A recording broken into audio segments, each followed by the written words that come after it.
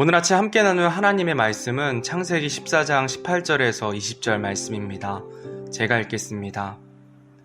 살렘왕 멜기세덱이 빵과 포도즙을 가지고 나왔는데 그는 지극히 높으신 하나님의 제사장이었더라. 그가 아브람을 축복하여 이르되 하늘과 땅의 소유주 되시는 지극히 높으신 하나님의 아브람에게 복이 있을지어다. 내 원수들을 내 손에 넘겨주신 지극히 높으신 하나님을 찬송할지어다 하매 그가 모든 것의 10분의 1을 그에게 주니라. 아멘. 오늘은 지극히 높으신 하나님이라는 제목으로 말씀을 나누도록 하겠습니다. 창세기 14장에 나오는 하나님의 이름은 지극히 높으신 하나님, 히브리어로 엘 엘리온입니다.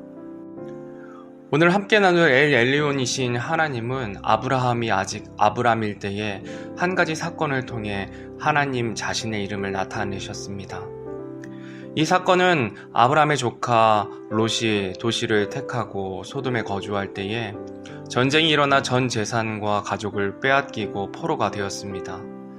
이 사실을 전해 들은 아브람은 자신의 집에서 태어난 훈련받은 종 318명을 무장시켜 롯을 사로잡은 자들을 쳐부수고 롯의 재산과 친척, 빼앗긴 모든 것을 되찾아옵니다. 그때에 지극히 높으신 하나님의 제사장 살렘왕 멜기세덱을 마주하게 됩니다.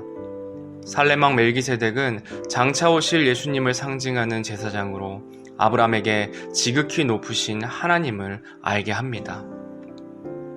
본문 20절 말씀입니다. 내 원수들을 내 손에 넘겨주신 지극히 높으신 하나님을 찬송할지어다 하매 그가 모든 것의 10분의 1을 그에게 주니라. 이 사건을 통해 아브람은 지극히 높으신 하나님께서 전쟁에 이길 수 있도록 하신 것을 깨닫게 되었습니다. 하란 땅에 있던 아브람에게 내 고향과 친족과 아버지 집에서 나와 내가 내게 보여줄 땅으로 가라 명하시며 복의 근원이 될 것이라 약속하신 하나님께서 온 세상을 통치하시는 지극히 높으신 하나님이심을 비로소 알게 된 것입니다. 롯을 구하기 위해 4개국의 왕국 연합군을 단 318명의 종들을 거느리고 들어가 롯을 비롯한 재물과 부녀와 친척 모두를 희생자 없이 찾아올 수 있었던 것은 지극히 높으신 하나님께서 도와주셨기 때문임을 아브람은 깨닫게 된 것입니다. 그래서 아브람은 그 믿음의 징표로 전쟁으로 얻은 재물의 10분의 1을 하나님의 제사장인 멜기세덱에게 주었던 것입니다. 예전부터 작은 나라가 강한 나라에 조공을 바치는 것은 강한 나라의 속국이 되므로 주변 나라들로부터 보호를 받기 위함에 있었습니다. 아브람은 진실로 믿었던 것입니다. 나에게 복의 근원이 될 것이라 약속하신 그 하나님께서 지극히 높으신 온 우주를 통치하시는 주인 되심을 새롭게 알게 된 것입니다. 사실 멜기세덱이 나왔을 때 아브람은 그냥 무시할 수도 있었습니다. 하나님께서 하신 것이 아니라 나의 힘으로 내가 키우고 훈련시킨 종들의 힘으로 적들을 물리친 것이라고 자신을 높일 수 있었습니다. 그러나 아브람은 전쟁에 승리한 것이 자신의 힘으로 된 것이 아니라 지극히 높으신 하나님께서 행하신 것임을 인정하고 하나님의 제사장인 멜기세덱에게 얻은 것의 10분의 1을 드림으로 하나님께 영광을 돌리게 된 것입니다. 이 사건을 통해 아브람은 엘 엘리온, 지극히 높으신 하나님께서 모든 것의 통치자이심을 알게 되었습니다. 좀 더 구체적으로 하나님의 통치 영역이 어디까지인지 성경을 통해 알아보고자 합니다. 첫째로 하늘의 천사들과 땅의 왕들과 사람들이 하나님의 통치 안에 있습니다. 다니엘서 4장 34절로 35절에 그 날들의 끝에 나 느부갓네살이 내 눈을 들어 하늘을 보매 내 지각이 내게로 돌아오니라. 내가 지극히 높으신 이를 찬송하며 영원토록 사시는 그분을 찬양하고 공경하였나니 그분의 통치는 영존하는 통치요 그분의 왕국은 대대에 이르는도다.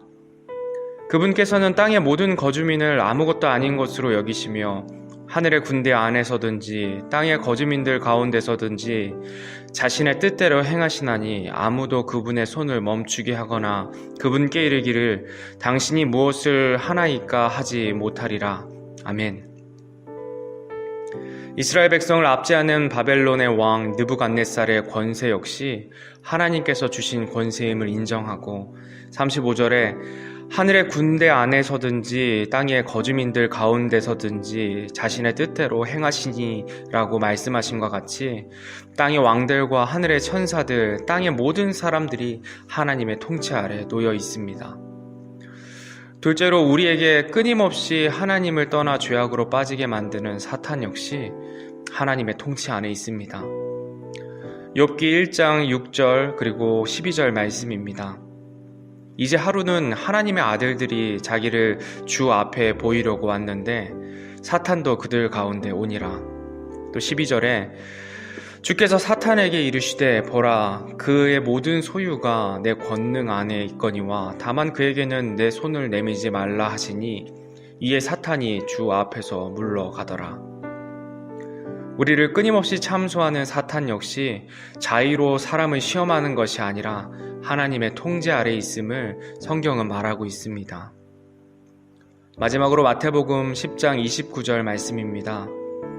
참새 2마리가 1아시리온에 팔리지 아니하느냐? 그러나 너희 아버지의 허락 없이는 그것들 중에 하나도 땅에 떨어지지 아니하리라. 아멘. 하나님의 통치 영역은 천사들, 사탄, 세상의 왕들 뿐만이 아니라 아주 사소한 참새 2마리를 사고 파는 곳에서도 역사하고 있습니다. 즉 세상의 모든 것의 주관자가 되시며 모든 것을 알고 계시는 하나님이시라는 것입니다. 결론적으로 하나님의 통치 영역은 하나님께서 창조하는 모든 것, 즉 하늘이나 땅이나 영적인 세계 모든 것을 통치하고 계시는 지극히 높으신 하나님이십니다. 하나님께서는 성경의 여러 인물들과 사건을 통해 하나님이 어떠한 분이신지 알려주셨습니다. 오늘 아브라함이 롯을 구하는 사건을 통해 여러 성경 구절들을 통해 지극히 높으신 하나님께서 모든 것을 주관하고 계시는 주권자이심을 우리들에게 알려주셨습니다. 오늘 하루도 이 사실을 잊지 않고 인정하고 그 지극히 높으신 엘 엘리온의 하나님이 나의 하나님이며 나와 함께 하신다는 사실을 기억함으로 이 세상을 두려워하지 말고 담대하게 살아가는 저와 여러분이 되기를 소원합니다.